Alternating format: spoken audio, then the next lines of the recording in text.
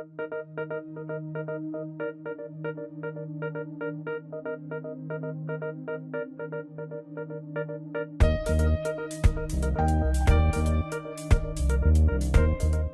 I'm Donna Benton, Director of Planning and Community Development here in the City of Delray, here to walk you through the July 28th, 2026 Planning Board meeting agenda.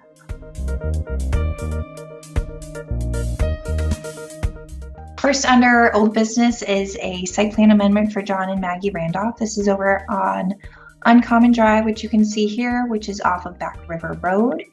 And they are looking to amend their previous site plan approval and their development agreement to allow for some of the units to be available for purchase instead of for rental rates.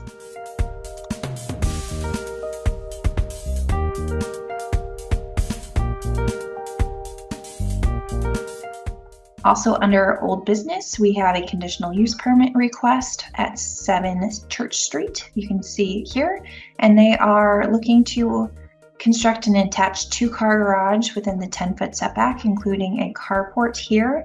This was previously heard on June 23rd, 2026, but resulted in a tie vote, so the discussion will continue on July 28th.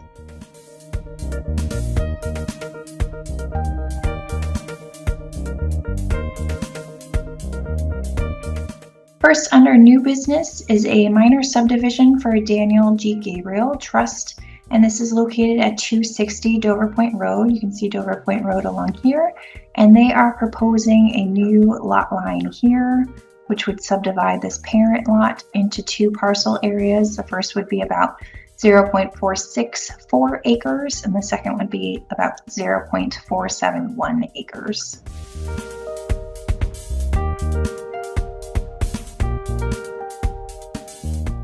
Item 4B is a site plan request for Corey McCowell.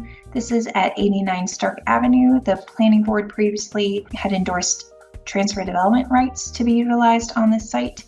And so they are looking at keeping the existing house here, adding a unit here and adding a unit here, utilizing the TDR, and then extending the proposed accessway with the driveway here and stormwater in the back.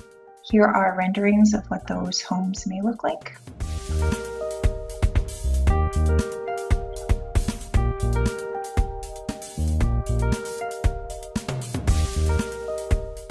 Item 4C is a transfer development rights request for the density. This is located at 116 Silver Street, which you can see at the top of the screen here.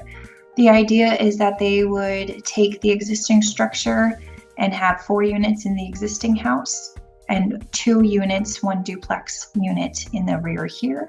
And so this would be the first step in the process to ask for that density. And here's the sketch with the aerial as well. So you can see the entranceway being proposed, the parking lot area, and 2 units out back, along with the existing structure here.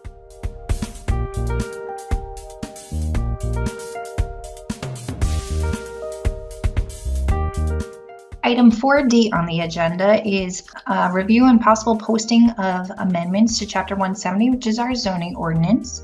Topics vary, so we will go through these. The first one is revising the definition of personal service establishment. And then we are looking to clarify what conversions to a 2-family dwelling would be.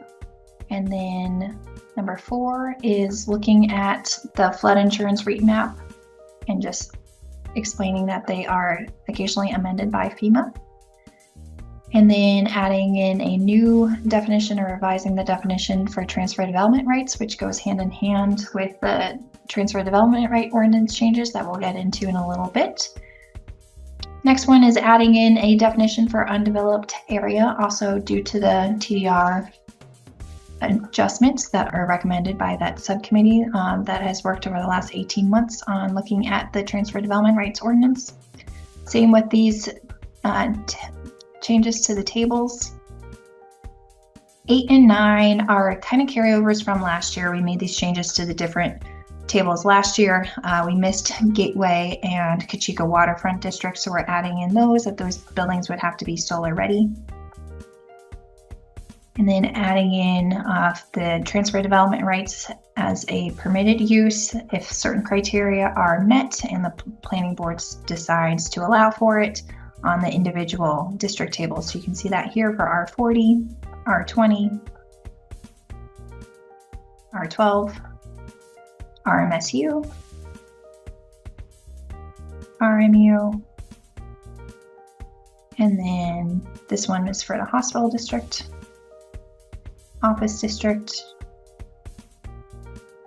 And then this is looking at the clarifying which types of development need to provide that recreational space. So this is, instead of calling it multifamily with greater than 4, we're now looking at it as projects with cumulative 10 or more units.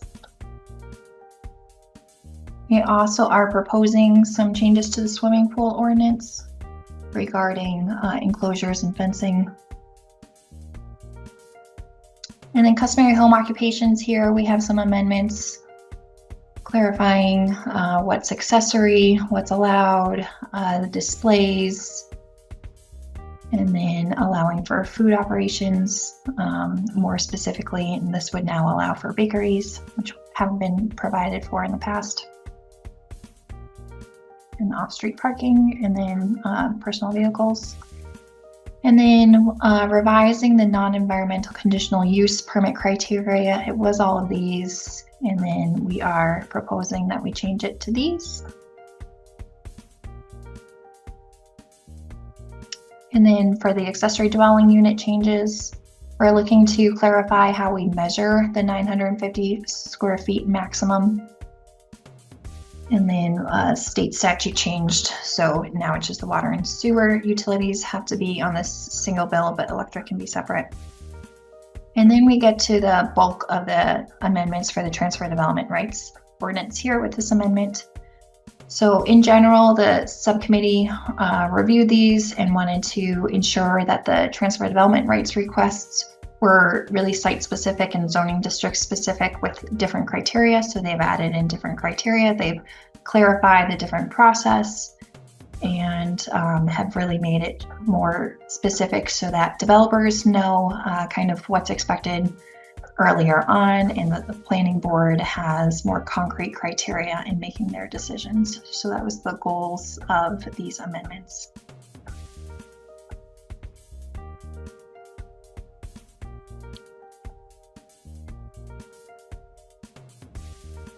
And then next is just the revising of the parking based off state statute last year in the overlay district for the residential commercial overlay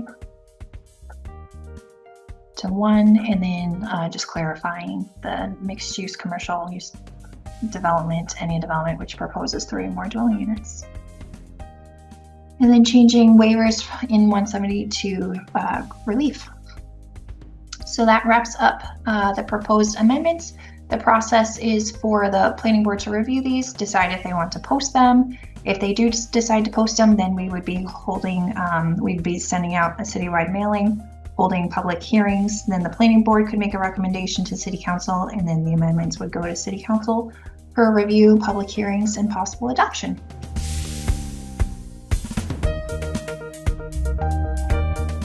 And that wraps up the July 28th, 2026 Planning Board meeting agenda. If you have questions or comments, there are several ways you can reach out to us. You can call us at 603-516-6008, email us at dover-planning@dover.nh.gov, or stop by the first floor of City Hall and visit us in the planning department.